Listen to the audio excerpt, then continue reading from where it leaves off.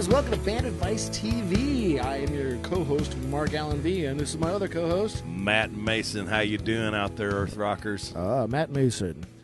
By the way, if you lean this close to the microphone, it's called proximity effect.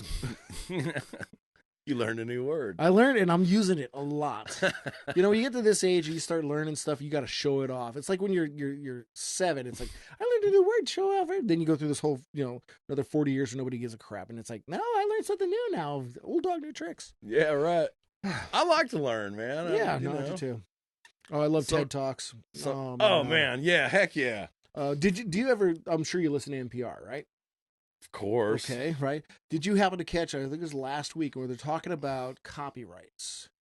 And it was the TED Talk hour. So they got a little TED Talks segments here, and they're talking all about copyrights, and it's fascinating. Well, the world of copyrights is fascinating anyway, and it's constantly changing and evolving thanks to the internet and stuff like that. But you realize that in the fashion industry, there's no copyrights. Really? Now, if you sketch something out on a piece of paper, that's copywritten. Of course, the moment that you put pen to paper, it's copywritten, but you have to register it.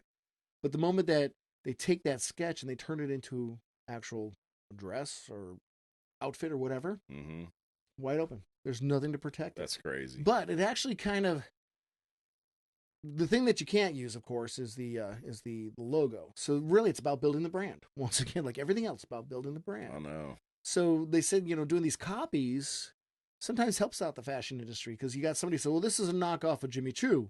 Well, now you just threw the name Jimmy Choo out there. And then you're always going to get those people that are going to be like, well, I want the original. I'm not going to have I'm going to buy the original Jimmy Choo, even though I saw this one first and thought it was cool. Yeah. I mean, you could say the same thing about like Epiphone and Gibson, right? The Epiphone guitars, they're really, really good guitars. Yeah. However, some people want just to get they'll spend the extra money for the Gibson. So, and I'm actually toying with that right now. I'm looking to get an ES 335. It's like, dude, you can find you one of those Epiphone dot necks for like $200. Right. Well, even a brand new 335 Epiphone it's like 400, maybe 400 and a quarter. So it's like the 339. It's a little smaller body. I've got a larger body, so I need a larger body. So. But play one of those first, the full yeah. sizers. It's quite a huge guitar. I mean, I'm a little guy, So. I need to find a place that's got them around here, because I was just going to mail order from Sweetwater or something like that. Oh, right on. Yeah. Awesome. All right, so music. Music. We took a little time off. I'm sorry about the time off. My father passed away. Not to bring a downer on it, but I do want to talk a tad bit about him, because if it wasn't for him, we would not be here right now. No, seriously, because I would not be the musician. You and I never would have met that fateful day in Stillwater, Oklahoma, 28 years ago, 27 years ago. And, but he played guitar. He aspired to play guitar. I mean, he was pretty good. He always wanted better. But okay, let me show you something real quick. The age of 15. And I'm sorry for all you people listening, but you'll have to come on over to YouTube and check it out. Age of 15, he bought this thing. This is old school Harmony, hollow body, arch top. That is cool, man.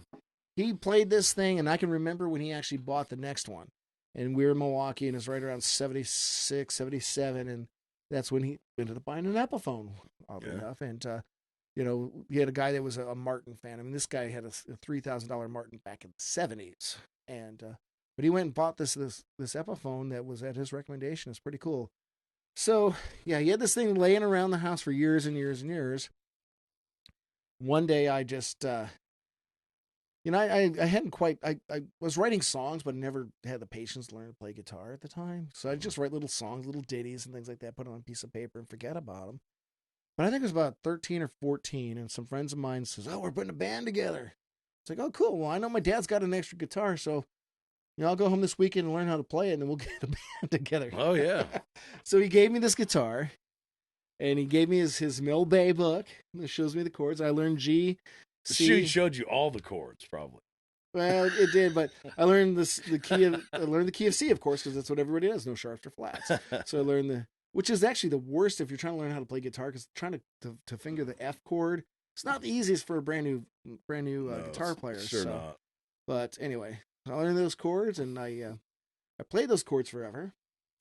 And I think it was about a year or so later, my father came in lovingly into my room while I was jamming on this very guitar here and says, you're gonna take lessons. Of course, no, I'm gonna self-taught. He goes, no, you're gonna take lessons. Yeah. I think he's tired of hearing G, C, and F. I really do. Yeah. So that's where it started, and my parents, they were huge bluegrass fans. And this is coming in, mid to late 70s. This is, the folk thing, the Woodstock thing had kind of progressed into the bluegrass side. So a lot of the hippies and all that. So I went to a lot of those little festivals out there. That's so cool, man. Smelled that smell. Sweet smell in the air. Sweet smell in the air. Man, one Didn't thing know what that was that was a funny smelling cigarettes, Mom. Yeah. I really like going to this. It's like, they have like kind of a bunch of the local bluegrass country people come play at the Totem Pole Barbecue once a year. Oh, nice. It's like a Route 66 attraction out by my house. And so I love to go and watch them because they show up and it's like no amplifiers. It's all acoustic, and some of these people are like related, and so they'll have banjo and stand-up bass and guitar and tenor guitar and just like, they're doing it because they really like the music. They're not doing it for any other reason. And there's a purity in that really is inspiring. And, a lot of the stuff is very simple. It's three chords and the truth. 2 chords, they all believe that, like, if you can't play something on acoustic, then it's probably not a very good song. And so it's kind of funny to talk to him and listen to him play. And, but it's just real inspiring, probably, as I imagine, kind of the same kind of deal you guys grew up going to, because we did that. We did a lot of the Bluegrass Festivals, especially when we moved to Oklahoma. So there was a place called Powderhorn Park is out in Langley, which is Disney, right by the Grand River Dam there. And, they would always have a big festival Memorial Day, a big one on Labor Day, and then there's a couple in between. There's also a place called Cripple Creek, which is right outside of Rogers State College, kind of go up the street a little bit. And these things, it's one of those where you go out there. My dad actually bought a pull-behind camper. And we go out there Friday night and set up the camper, and then you got live music going on the stages, and then out in the camping area, you had all these little jam sessions. And, people just kind of go from this jam to this jam to this jam, and these things will go on all hours of the night. Right. Well, they could, because one thing we learned is that, they were old school Baptists, so there was no drinking going on. Nobody's drinking beer out there, so they just stay up all night drinking coffee and playing guitars. It's like, well, that's cool. That's cool. Yeah, man. And I hated it. Oh, I hated it so much. It's like, I want my Van Halen. Yeah, right. And I have a Quiet Riot cassette tape in my Walkman to try to drown this out. I'm trying to sleep, and I hear them. It's like, and I hate myself for not enjoying it at the time. Because I'm telling you what, bluegrass pickers, dude. Some of the best players in the Absolutely. There's no question about it. The things that they can do on an acoustic guitar and switching between minor mode, Dorian, blah, blah, blah, back and forth, and you never even know what's happening. Amazing. You make your guitar sound like a fiddle. You make a fiddle sound like a banjo. It's like, it's you've been to Larry Fest. You know what that's like. You try to keep up with Larry. It's like, come on, no way. Man, I went and seen Ricky Skaggs in Kentucky Thunder. Oh, dude. I met him after the show in Claremore. One of the last years they had the Bluegrass Festival up there. Right. Man, I'm telling you, I've been listening to Ricky Skaggs forever. Yeah. And, it's like, what got me was Country Boy. In the 80s, it was a cover of a song by Head, Hands, and Feet. It was a band that Albert Lee was in the 70s.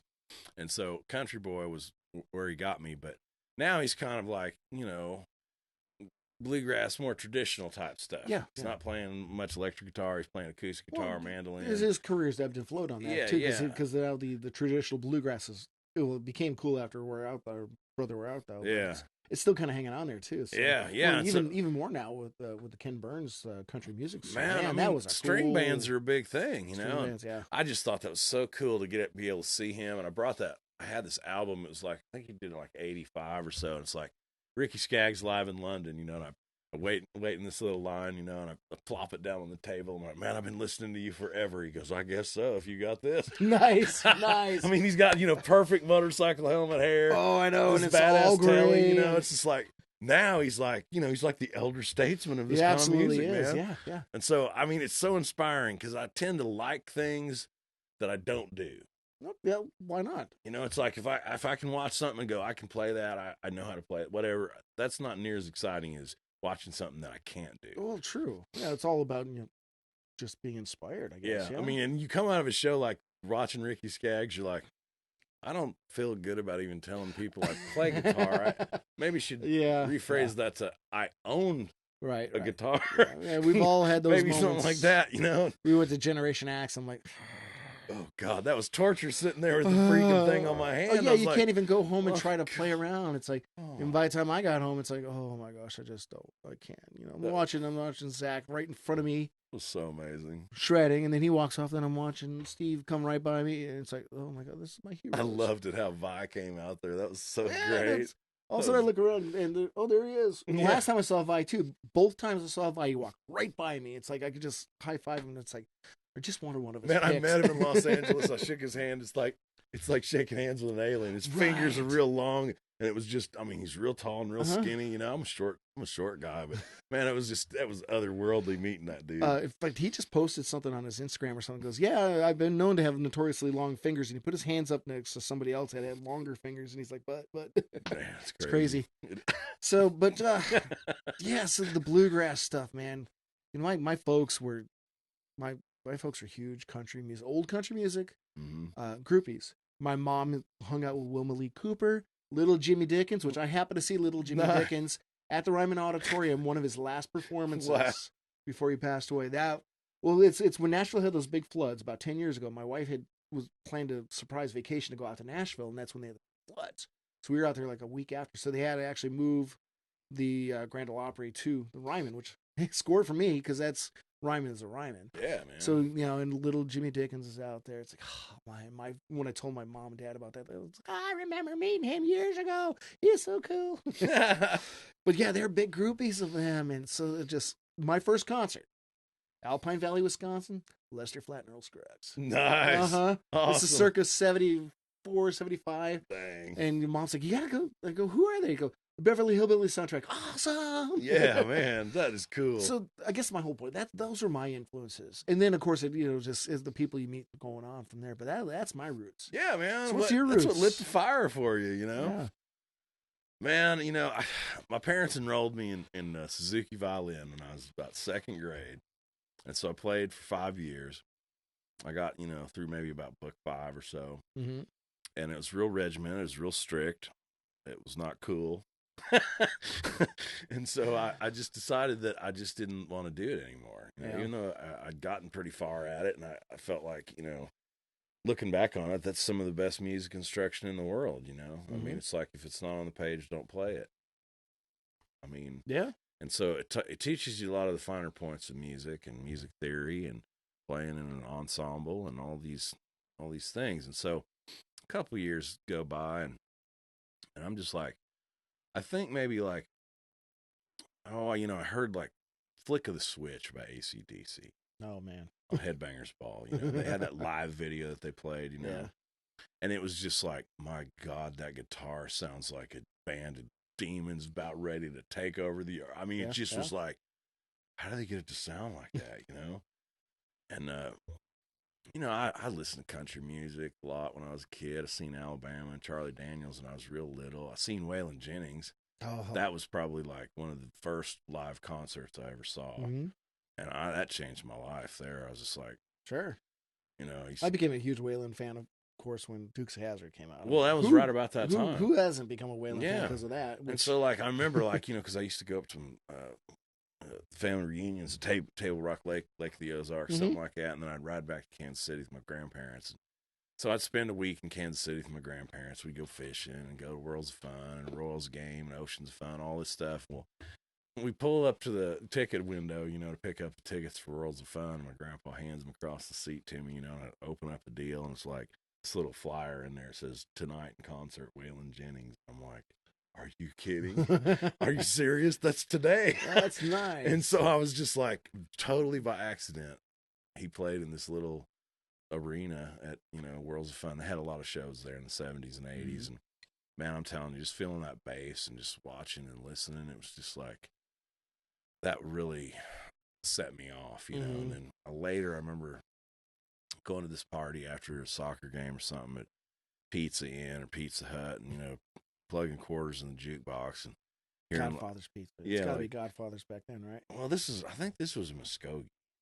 Oh, okay. Like in probably, 78, 9, somewhere in there. And I All right. remember, Yeah. just plugging jukebox quarters in the jukebox, and, just like, that was right in the moment when I realized the power the music had, It was Yeah. just like, wow, I just felt the power of it, and I kind of started becoming cognizant of the power that it had, the people react to it when it's played, and then when I saw these concerts early on, I was just like, man, I want to get in on this somehow or another. And so, and I played the violin. We spent maybe about 6 months or so towards the end there, like, teaching me some fiddle songs.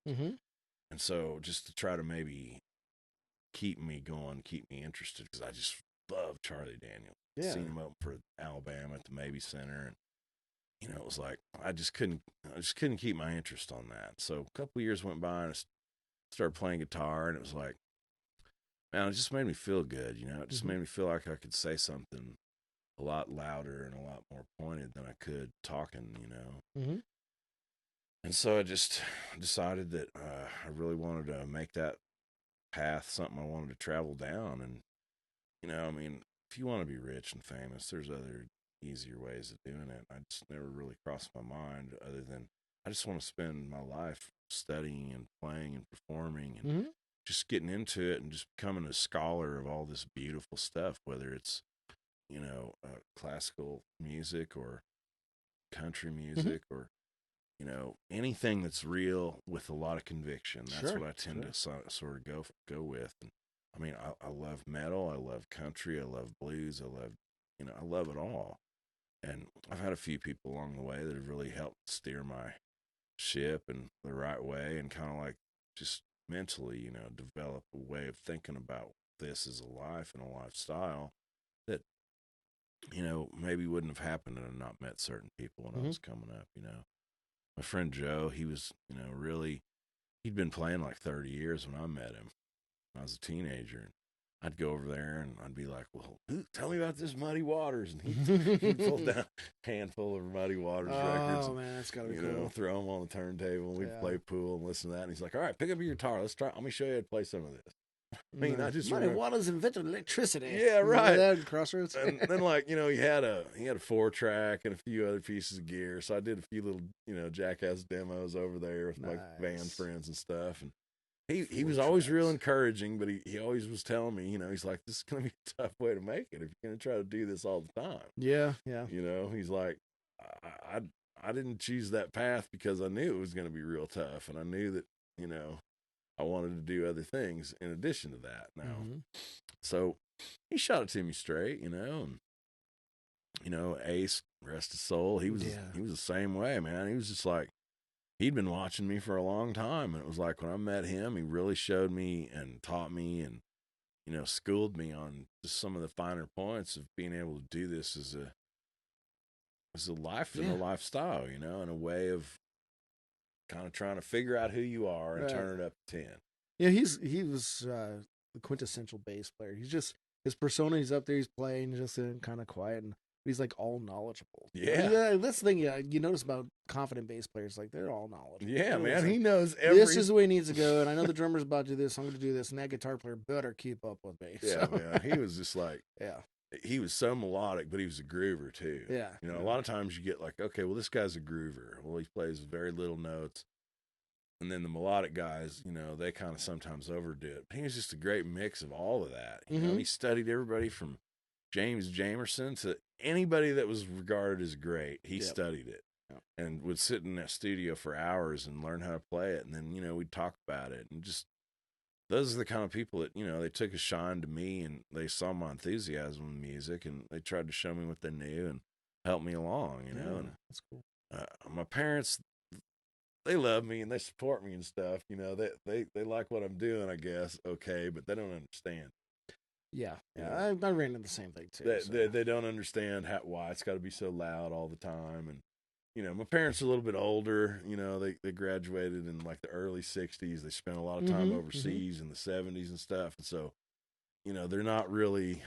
They don't understand what the fascination crazy with this rock and roll music. Yeah, they're like, I thought you were going to quit this by age 30, and I'm like, no, hell no. I think I know with me, my dad, he was very cautious about being supportive with my mom as well. It's like, okay, you can have your fun. It's a good hobby, but you should go to college. You got algebra and homework you to got do. right, and that kind of stuff. So they always kind of kept it at arm's length. But it's like when I wanted to get a new pedal or something like that, they'd go out and get it for me for my birthday and stuff. So that was kind of cool. Yeah. I tell you, there are a couple of times. Well, there's one time that it just really was validated. It was about 2 years ago. My mom had passed away, but Dad was coming to church with us, and I was playing in the church band, playing guitar. Well, this is one time that I was not allowed. This is the one time in which I was going to actually sing a song, lead the song. Oh yeah. And I chose Dave Crowder's "All My Hope." And it's a bluesy, gospely thing. First time I heard it, it's like, this is the music I love, because that's what I grew up. Well, bluegrass is what kind of got me into music. Blues is what Dad and we shared the blues and the gospel and stuff. We listened to the KMOD late night blues on Sunday nights and stuff. Yeah, so this was one of those songs. All my hope is in Jesus. So I went up and I sang the song, and then I went back afterwards, sat down, and Dad was just standing there and he's clapping. He goes, "I am so proud of you." So, dude, that's awesome. That made it all worth it, man. That made Sure. the 30 years of listening to you. You're not gonna be a rock and roll star, blah blah. Because parents have to do that. You got to keep you in check a little bit. Of course. So they kept me in check, and that's great. Because otherwise, I would have been that idiot. Would have drove off to L.A. and been homeless on the Sunset Strip, because I sucked at that time. Yeah. I know, right? Being on the Sunset Strip when I was 19 years old. Well, that's you go out there to learn it, Right? Yeah, but you gotta. I would not have been successful because I was not there at that time. But I got to the point where school. So yeah, I love. Yeah, it's cool. It's just really cool. So, that's awesome, man. Yeah. Parents, parents are parents. Yeah, I mean, you can be supportive to a point, but you got to be real too. I kind of like it. I got to the point where I was like, I understand my parents don't understand what's kept me amused with this for all these years, and I guess I can't expect them to, understand it. I can't expect them to understand. Well, they still love you, and that's really what's matters. Yeah, right. And so, I mean, they think if I think it's okay, they're okay with it, I guess. Now, like I said, if I'm looking for compliments, they're never going to hand them out. They're going to say some funny, hilarious stuff most of the time. I mean, I tried to get them to come see me at the Brady. They didn't even make that. I was just like, man, whatever. First time you and I played at Mayfest, Mom and Dad didn't show up either. I got the whole excuse. Man, that's your father's dinner time. I was like, this is a big show. Come on. Yeah. And they didn't want to come. Well, they didn't. Yeah, my folks. I don't think either of our folks came out for when we opened for America. Yeah. No, my dad's got tinnitus, and he's like, Matt, you play so damn loud. Every time I turn it down. Every time I see you play, it's just my ears ring, and it's uncomfortable for him. Well, I know that, man. I don't go to a concert without earplugs anymore. So. Old man ears. Yeah. So I'm constantly taking him in and out. Last night, it's like, oh, acoustic part. I can listen to that. Oh no, oh, getting too loud. Nope. But anyway, well, that's cool. So some of your other inspirations, man. Well, your mentor. Later on, I started kind of like branch out to different kinds of music, and I met a lot of people. Like one of my good friends, his name's Ted Russell Camp. Mm-hmm. And he's originally from New York State, but he ended up after a stint playing in Seattle. He played jazz in Seattle for 5 years. Ooh, nice. And so he ended up in Los Angeles, and he got in this band with Shooter Jennings, Waylon and Jesse's kid. And so I remember the first review I read of that album, I was just like, man, this is gonna be awesome. I love Waylon. I love Jesse. Sure. I've been reading about Shooter for a long time, wondering what he's doing, because he was in this band called Stargun before. Mm-hmm. And that was like a rock and roll band stuff. I heard rumors he had tried out to be the new singer for Guns N' Roses and stuff. So I was really? Like, yeah. Oh, yeah. That bassy voice that he's got? Yeah. Wow, okay. And so, this is around the Chinese democracy, however long that went on. But so Ted ended up playing GNR2, or is it GNR1? Yeah. Anyway, Mach 2. Mach 2. And so Ted ended up playing in Shooter's band, and long story short, I just kept on reaching out to him, and so I met up with him when they came and played in Tulsa, and we talked, and he agreed to help me, produce some recordings and go out on the road with them in Texas. Nice. So there was a couple of years there where we went hot and heavy at it, playing in Texas and playing in Oklahoma and recording in Oklahoma and recording in Texas. And, you know, I just learned a lot about musicality from a guy like him, because he's like, you know, we'd go and play crazy ass country rock and originals, and maybe it'd be like an acoustic duo gig. And then we'd go play, you know, rehearse for a couple hours with this rhythm section. And then we'd go play a 3-hour bar gig that night, you know, and then just all these different situations that I found myself in. It was kind of like I felt myself having to kind of step up a little bit, you know, after having been the boss and TV star of my own band for all these years. It was like all of a sudden, the boss and the TV star. Yeah, all of a sudden I'm like, you know, the Cub Scout, the tenderfoot. Right, you know? right. And I'm just still like sitting there in amazement at certain times. You know, I remember him and me and Cody Jenks playing this gig in Fort Worth. Now, Cody Jenks just recently sold out 2 nights at the Hard Rock. 2 nights sold out at the Hard Rock. Okay. So me and Cody and Ted played the songwriter pool in Fort Worth. And I won't even tell you how low the pay was. For the 3 of us split this low, crazy amount of money. It was Did you amazing. buy a pack of smokes? Yeah. Okay, well, that's good. Yeah. And so, you know, I'm sitting there and I'm like, wow, man. Cody's guitar player, it was this other guy named Chris, who Ted and I played with in this band that Ted had assembled in Texas to do these gigs down there. And so Chris is playing with Cody now, and it's just so awesome to see those guys doing so awesome, you know? Ted and Shooter and them opened up for Guns N' Roses a couple of dates in October.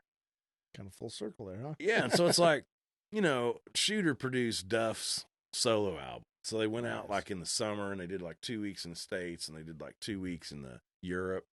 And so, you know, Ted played bass and they, you know, they did a Shooter set first and then they played, you know, backed up Duff on his set. So Duff plays guitar a lot. Ted would play bass and stuff. So it was just like really awesome. And then, you know, I hear they're opening up for Guns N' Roses and Guns N' Roses takes back up. And I'm like, holy cow. I texted him. I said, hey, man, I'd love to hear you guys through a big PA like that. Because I think they play like Jacksonville and like somewhere in North Carolina or something like that. And I was going to go out there. I just had 4, 5, 6 gigs that week. I just couldn't make it. You know, 16 hours out there or whatever. But, you know, that's really inspiring. It's like, you know, to see these people that are being successful at some level. You know, it makes you feel like, hey, you know, I'm on the right track.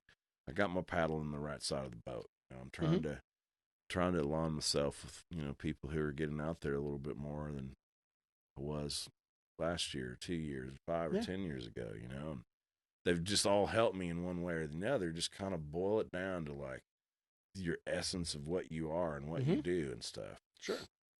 And so I feel like that's really useful. Because it's really confusing. There's lots of different ways you can go with this, and just like sheer bewilderment of what do you do now? Yeah, you know, because the last 5 things I tried didn't work. Right. And so a lot of people give up at that point. Sure. But I'm a tenacious little monkey. You are. But I was just to that point about giving up. I just saw an article about Fender. I think Fender, because they're trying some new big surprise campaign thing, and they said that studies show that most people that are trying to learn how to play guitar give up in the first year. Yeah, I agree with them. Right. Like and 3 months, more in real life. Yeah, true that.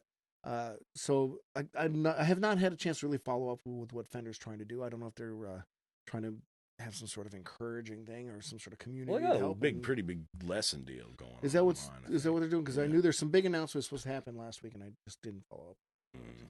But yeah, it's Then they got some more contours built into some of their models and stuff. Okay, cool. Which is odd since supposedly like the most guitar players now taking it up are now women. I mean, that is lots true. of women are taking up guitar. That is true, and I think that's really what they're going after. Is you got to go after the biggest share of the market, man. I mean, they're Fender. Come on. We haven't had a whole lot of guitar heroes that are winning. Jennifer Bates, Sam Borro's girlfriend, Orianthana. Oh, Orianthi? Orianthana. Is that how you pronounce it? Something like that. Sorry. Yeah. It doesn't hurt. I've had a little bit too much oil fire. It doesn't hurt that she's like supermodel good looking. Well, yeah. That's but true. I mean, oh shoot, dude. I was sorry. I don't mean to interrupt you, but I went to they had the best guitarist of Tulsa competition back. I'm gonna date myself. I was about 18. and it was over at the Windjammer. So they actually opened it up for kids under 21 who can go in there and do it. And I went up there and I had this really cool Spanish classical shredding thing I did, and had a lot of guys come up. Man, there's also this girl went up there, and she's just knocking it out of the park, doing Steve Vai stuff, hitting that whammy bar. It's like, really, I lost. You know what her name was? No, but I don't think anybody heard what her name was. They're just like, Did she play in a band? I don't know, no, because it's just you go up there, you have 2 minutes to do your thing. Okay, I didn't know if you knew her from Tulsa. No, because I was actually in Stillwater at the time, so my exposure to the scene was just driving out there once in a while. So, but yeah, it's just that was so unique, and I think that's one of the reasons why everybody is so hip on it. It's like these girls are doing it. So yeah, right. Even back then, you didn't see girls that played guitar like that. No, not at all. And I guess you do see a lot of women that are playing guitar now because they're doing their thing, and it's beyond the the Jewel acoustic kind of stuff. You're seeing people that are really getting into it. Yeah, they're breaking through the glass ceiling. Yeah, well, Alice Cooper, man, he's had women guitar players for years, and he's got some pretty pretty good ones. Nita Strauss chick, she's really good. She's really good. He's had a couple others beside her too as well. So it's great. So yeah, if Fender's going after them, actually more power to them. No doubt. So, well, cool. So let's kind of wrap this up. Best piece of advice you ever got from somebody? Man. Other than don't quit your day job. Because everybody has or will get that piece of advice at some point in time, I promise I'd say, I went to this Zakk Wylde clinic. I've been to a couple of them when, this was like pre No More Tears. I remember that picture of yours. Yeah, and so I asked him, I said, what is it, to sound in yourself unique, getting a style together? He's just like, well, a lot of people, they can get pretty good and they can copy somebody. They can copy their favorite player. Right. So for a few years, okay, Matt's known as the Ace Frehley copycat, Nice, and he's got a Ace Frehley Les Paul, and he's got da-da-da-da-da. And he's got all these videos of him playing Ace Frehley solos on YouTube and blah, blah, blah, blah, blah. Okay, well, that's cool, but there's already one Ace Frehley. Right. He's already been immensely successful doing it. You're just following in the wake of that. Right. So, he's like, well, the first thing is don't just listen to me. Listen to my influences. Try to figure out where I came from, And so at the time he was touting, Frank Marino and Mahogany Rush and the Eagles and ZZ Top. And, all that really wasn't all that hip and cool in the late 80s. Right. But he was like really into that. And I went and I sought out some of those recordings and I was like, I get it now. I was like, wow, man, this is like behind the curtain, And so that is just really good advice. It was like, okay. Look at your heroes' influences. Yeah, right. Nice. Who are they talking about? Right. Okay, if Steve Morris is bragging about Allan Holdsworth or Eddie Van Halen's bragging about Allan Holdsworth, and maybe you should check out some Allan Holdsworth. And realize just how difficult that shit is to play. Right.